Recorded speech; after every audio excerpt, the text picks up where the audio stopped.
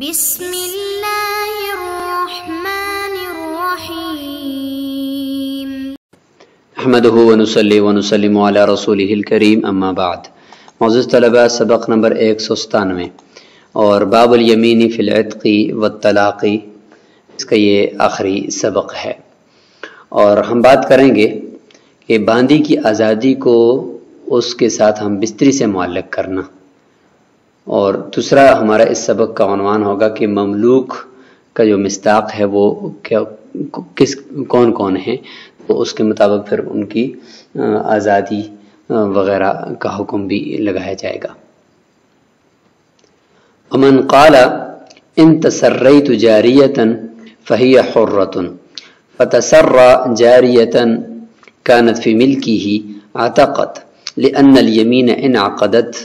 في حقها لمصادفتها الملك، وهذا لأن الجارية منكرة في هذا الشرط فيتناول كل جارية على الانفراد، وإن اشترى جارية فتسراها لم تعتق بهذه اليمين، خلافا للزفر رحمه الله أنه يقول التسري لا يصح إلا في الملك، فكان ذكره ذكر الملك، فصار كما إذا قال لأجنبية ان طلقتك فعبدي حر يصير التزوج مذكورا، ولنا أن الملك يصير مذكورا ضرورة صحة التسري وهو شرط فيتقدر بقدره، فلا يظهر في حقه صحة الجزاء وهو الحرية. في مسألة الطلاق إنما يظهر في حق الشرط دون الجزاء، حتى لو قال لها إن طلقتك فأنت طالق ثلاثا فتزوجها وطلقها واحدة لا تطلق ثلاثا فهذه وزان مسئلتنا۔ صورت مسئلہ اور اس مسئلے کا حاصل یہ ہے کہ اگر کوئی شخص یہ کہتا ہے کہ اگر میں نے کسی بھی باندی کے ساتھ خلوت اختیار کر کے اس کے ساتھ جماع کیا تو وہ آزاد ہو جائے گی، پھر اس نے اپنی ملکیت کے اندر رکھی ہوئی ایک باندی ہے اس کے ساتھ خلوت اختیار کر کے جماع کیا، تو تسریتو کا معنی تسرین کا معنی یہ ہوتا ہے یعنی اس کو پاک دامن کر کے اپنے ہی لیے اس کو استعمال کرنا اور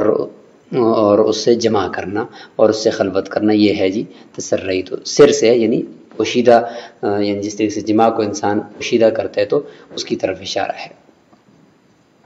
تو اپنی ملکیتی باندی کو کر دیا تو فرماتے ہیں وہ آزاد ہو جائے گی، کیونکہ یمین جو ہے وہ منعقد ہوئی ہے، منعقد ہو جائے گی اس کی اپنی باندی کے حق میں بھی، لمصادفتها الملک، کہ یہ باندی ملکیت کے ساتھ ملی ہوئی ہے، تو لہٰذا جو ہے بھی چونکہ نکرہ اس نے استعمال کیا ہے تو لہٰذا اس کی اپنی باندی اس کی ملکیت کے ساتھ ملی ہوئی ہے، قریبی بھی ہے، تو لہٰذا یہ آزاد ہو جائے گی۔ فرماتے ہیں کہ یہ اس وجہ سے کہ باندی جو اس نے جاریہ کا لفظ ذکر کیا ہے وہ نکرہ ہے شرط کے اندر، تو لہٰذا ہر ایک باندی انفرادی طور پر جو بھی ہوگی اس کو یہ شامل ہو، چاہے اس کی ملکیت میں ہو یا اس کی ملکیت کے علاوہ ہو۔ اور وَإِنِ اشْتَرَى جَارِيَةً فَتَسَرَّاهَا لَمْ تَعْتِقْ بِهَذِهِ الْيَمِينِ، فرماتے ہیں کہ اگر اس نے ایسا کیا کہ ایک اور باندی خریدی اور اس کے ساتھ پھر ہم بستری کی، فرماتے ہیں کہ وہ پھر اس پرانے والی پہلے والی قسم سے آزاد نہیں ہوگی۔ قسم اس نے پہلے کھائی تھی، اس کی وجہ سے اپنی ملکیتی باندی وہ اس کے ساتھ ہم بستری کی، وہ آزاد ہوگی۔ اب دوبارہ اس نے اگر کوئی اور باندی خریدی یا قسم پہلے کھائی تھی اس وقت یہ باندی اس کی ملکیت میں نہیں تھی، بعد میں اس نے خریدی اور اس کے ساتھ ہم بستری کر لی، فرماتے ہیں کہ اس پہلے والی قسم سے یہ والی باندی آزاد نہیں ہوگی۔ امام ظفر رحمہ اللہ اس میں اختلاف فرماتے ہیں، وہ فرماتے ہیں کہ تسری جو ہوتی ہے یعنی ہم بستری اور جماع وہ اپنی ملکیت نہیں ہو سکتا ہے، اس کے علاوہ تو جائز ہی نہیں ہے، تو لہٰذا تسری کا ذکر کرنا، جماع کا ذکر کرنا، یہ گویا کی ملکیت کا ذکر کرنا ہے کہ میں کسی باندی کا اگر مالک ہو گیا اور اس کے ساتھ ہم بستری کر لی تو وہ آزاد ہے، تو لہٰذا یہاں پر ایک باندی اس نے بعد میں خریدی اور اس کے ساتھ ہم بستری کی، مالک ہوا، یہ آزاد ہو جانی چاہیے۔ فَصَارَ كَمَا إِذَا قَالَ لِأَجْنَبِيَّةٍ، فرماتے ہیں یہ بالکل اسی طریقے کی مثال ہو گئی ہے کہ کسی اجنبی عورت کو اگر کوئی کہتا ہے کہ ان طلقتک فعبدی حر، میں نے اگر تجھے طلاق دے دی تو میرا غلام آزاد ہے، طلاق اگر تجھے دے دی تو میرا غلام آزاد ہے، اجنبی عورت کو کہہ رہا ہے، تو فرماتے ہیں کہ اس سے ہم اقتضاءً تزوج کو مذکور سمجھیں گے. ہم یہ کہیں گے کہ یہ کہنا چاہتے ہیں کہ اگر میں نے تیرے سے نکاح کیا اور تجھے طلاق دی تو میرا غلام آزاد ہے. تو یہاں پر بھی ہم نے ملکیت کو ثابت کیا ضرورت کے طور پر، تو پیچھے بھی تسری کے اندر بھی ہم نے ملکیت کو ثابت کرنا ہے. لہذا جس بھی باندی کے اوپر وہ مالک ہوگا اور مالک ہونے کے بعد ہم مستری کرے گا وہ آزاد ہو جائے گی. آنا فرماتے ہیں کہ نہیں، بس صرف اپنی جو باندی ہے اس کے ساتھ ہم مستری کی وہ آزاد ہوگی، اس کے بعد اگر کوئی باندی خریدتا ہے تو اس پہلے والی یمین کی وجہ سے وہ باندی آزاد نہیں ہوگی. دلیل دیتے ہیں کہ ان الملک یسیر مذکورا ضرورت صحت تسری، یہ جو ملکیت ہم اقتضاءً مانتے ہیں، آپ بھی مانتے ہیں ہم بھی مانتے ہیں، لیکن ہم جو اقتضاءً ملکیت کو مانتے ہیں کہ بھئی جماع کر رہے تو جماع کے لیے ملکیت ضروری ہے، ہم اس تسری جو شرط ہے ان تسریتو کی فانت حر، کہ میں نے اگر تجھے، یا ان تسریت جاریتاً فہی حرہ جس نے قسم کھائی ہے، تو اس میں ان تسریتو شرط ہے، فہی حرہ جزا ہے. تو ہم صرف شرط کے لیے ضرورت کی حد تک بقدر ضرورت ہم ملکیت کو مانتے ہیں. ہم کہتے ہیں کہ بس صرف اس تسریتو کے لیے ملکیت ضروری ہے. فہی حرۃ کے اندر ہم اقتضاءً ملکیت کو نہیں مانتے. تو لہٰذا جب صرف شرط کے لیے ہم مانتے ہیں تو شرط جہاں پر بھی ہوگی وہاں پہ ملکیت اقتضاءً تو مانیں گے، لیکن ضروری نہیں کہ ہم جزا کے لیے بھی ساتھ ساتھ مان رہے ہوں. تو اس لیے فرمایا کہ ملکیت مذکور ہے، لیکن وہ شرط جو تسری ہے، جماع ہے، اس کی صحت کی ضرورت کے لیے، اور وہ شرط ہے، لہذا اسی کے اندر ہی وہ اسی کی بقدر ضرورت ہی ہم اس کو ثابت کریں گے. بس جزا کی جو صحت ہے اس کے حق میں یہ ملکیت ظاہر نہیں ہوگی، اور وہ ہے حریت. حریت جزا تھی، فہی حرۃ، لہذا اس کے حق میں یہ جو اقتضاءً ہم نے ملکیت مانی ہے اس کو ہم ثابت نہیں کریں گے، کیونکہ جو چیز اقتضاءً ثابت ہوتی ہے وہ بقدر ضرورت ہوتی ہے، اس کو ضرورت کی حد تک ہی رکھا جاتا ہے. لہذا شرط کے ثابت ہونے کے لیے اور شرط کو ظاہر کرنے کے لیے تو ہم اقتضاءً مانیں گے، لیکن جزا کے لیے ہم نہیں مانیں گے، کیونکہ جزا کے لیے اس کی ضرورت نہیں. اور فرماتے ہیں کہ جو طلاق کا مسئلہ آپ نے ذکر کیا ہے کہ کوئی آدمی اجنبی عورت کو کہتا ہے کہ اگر تجھے میں نے طلاق دے دی تو میرا غلام آزاد ہے، تو اس کے اندر ہم نے ملکیت کو مانا. تو وہاں پر بھی ہم نے ان طلقتو کی جو شرط ہے اس شرط کے لیے بقدر ضرورت ملکیت کو اور نکاح کو ہم نے محذوف اور وہاں پہ ہم نے مضمر تسلیم کیا ہے، لیکن وہاں پر جو جزا ہے فعبد حر اس کے لیے نہیں کیا. تو لہٰذا طلاق کی حد تک تو وہاں پہ ہم اقتضاءً ملکیت کو مانیں گے، لیکن فعبد حر کے لیے نہیں مانیں گے. اس کی ایک مثال بھی ہم دیتے ہیں کہ اگر کوئی شخص کسی اجنبی عورت کو کہتا ہے کہ ان طلقتک فانت طالق ثلاثا، اگر میں نے تجھے طلاق دی تو تجھے 3 طلاقیں ہیں. مطلب اگر میں نے تجھے 1 طلاق دے دی نا تو آپ سمجھ جاؤ کہ میں نے تجھے 3 طلاقیں دے دی. تو فرماتے ہیں کہ اگر اس کے بعد اس کی ظاہر ہے کہ نکاح تو ہے نہیں ہے، تو نکاح کرے گا تو ملکیت کو اور نکاح کو ہم اقتضاءً شرط کے لیے ثابت کرتے ہیں، کیونکہ اس کے بغیر طلاق دے نہیں سکتا، لیکن جزا کے لیے نہیں کرتے، لہذا 3 طلاقیں اس کو واقع نہیں ہوں گی. تو بالکل بھی نہیں، یہاں پر بھی یہی مسئلہ ہے. اور یہ جو آپ نے مسئلہ ذکر کیا ہے طلاق والا، یہ تو ہمارے مسئلے کی نظیر ہے نا کہ آپ کے. تو اس کا جواب دیتے ہیں اور مسئلے کو دیکھیں کہ فرماتے ہیں کہ طلاق کے مسئلے میں جو نکاح کی جو ملکیت ظاہر ہوتی ہے وہ شرط کے حق میں ہوتی ہے، جزا کے حق میں نہیں ہوتی. لہذا اگر کوئی کہتا ہے ان طلقتک فانت طالق ثلاثا، اگر میں تجھے طلاق دے دی تو تجھے 3 طلاقیں ہوں گی، تو فرماتے ہیں کہ اگر اس کے بعد اس کے ساتھ نکاح کرتا ہے اور اس کو 1 طلاق دے دیتا ہے، فرماتے ہیں کہ اس کو 3 طلاقیں نہیں ہوں گی، کیونکہ ان طلقتک کے لیے ہم نے نکاح کو مل کے نکاح کو اقتضاءً مانا ہے، فانت طالق ثلاثا جزا کے لیے نہیں مانا. لہذا جب اس کے ساتھ نکاح کرے گا تو 1 طلاق ہوگی، یہ 3 طلاقیں نہیں ہوں گی. فرماتے یہ ہمارے ہی مسئلے کی نظیر بن گیا. تو یہ مسئلہ یہاں پر مکمل ہو گیا جی. ومن قال كل مملوك لحر تعتق امهات اولاده ومدبروه وعبيده لوجود الاضافه المطلقه في هؤلاء اذ الملك ثابت فيهم رقبه ويدا ولا يعتق مكاتبوه الا ان ينويهم لان الملك غير ثابت يدا ولهذا لا يملك اكسابه ولا يحل له وطء المكاتبه بخلاف ام الولد والمدبرة فاختلت الإضافة فلا بد من النية. ومن قال لنسبة له هذه طالق، یہاں سے آگے پھر انشاءاللہ پہلے اس مسئلے کی تشریح کر لیتے ہیں۔ اس طریقے سے اس نے کہا ہے کہ ہر مملوک جو میرا ہے وہ آزاد ہے،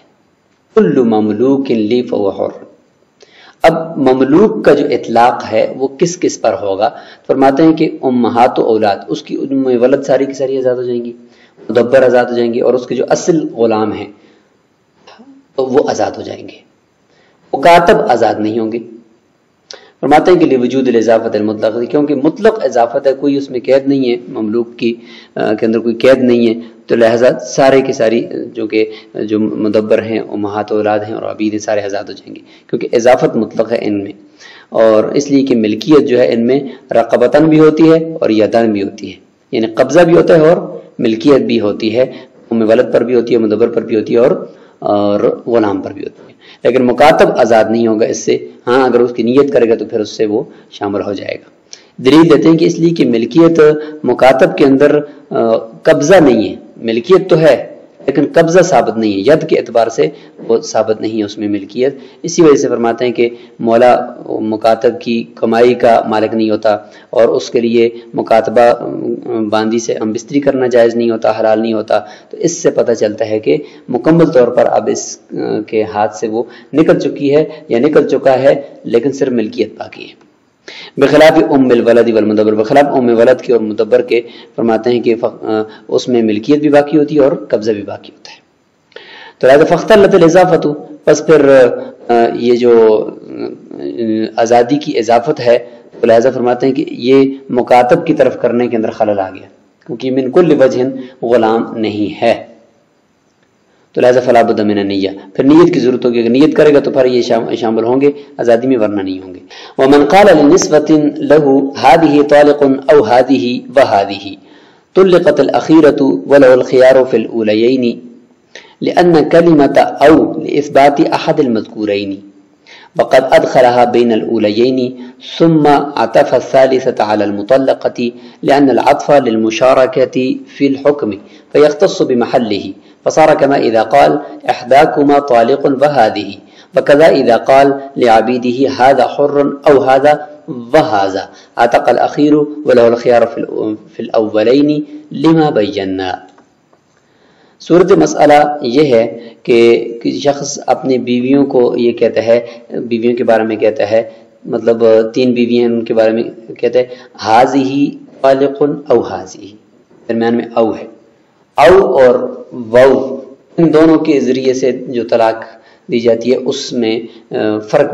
بیان کر رہے ہیں۔ تو فرماتے ہیں کہ اگر درمیان میں او لے کر آ گیا هذه طالق او هذه، اور پھر اوپر عطف کرتا ہے واو کے ذریعے سے وهذه، تو اب یہاں پہ آپ خود غور کریں تو پتہ چل جائے گا آپ کو کہ او جن 2 کے درمیان ہے تو ان دونوں کے اندر اس کو اختیار ہوگا کہ کس کو طلاق دینا چاہتا ہے، اور ایک ہی مراد ہوگی، کیونکہ او کے ذریعے سے کوئی ایک، احد الامرین ان میں سے کوئی ایک مراد ہوتا ہے، معطوف علیہ میں سے، اور وہ حاضی تو پکی ہے نا، کیونکہ وہ کے ذریعے سے اس کا عطف کر کے وہ جمع کر دیا تھا، ذرا سا وہ اس کے ساتھ پکی، اور ان دونوں میں سے کوئی ایک ہوگی۔ تو فرماتے ہیں کہ آخری وہ حاضی والی جو ہے اس کو تو طلاق ہو جائے گی، اور پہلی 2 کے درمیان میں او کو داخل کی طرح تو اس میں اختیار دیا جائے گا۔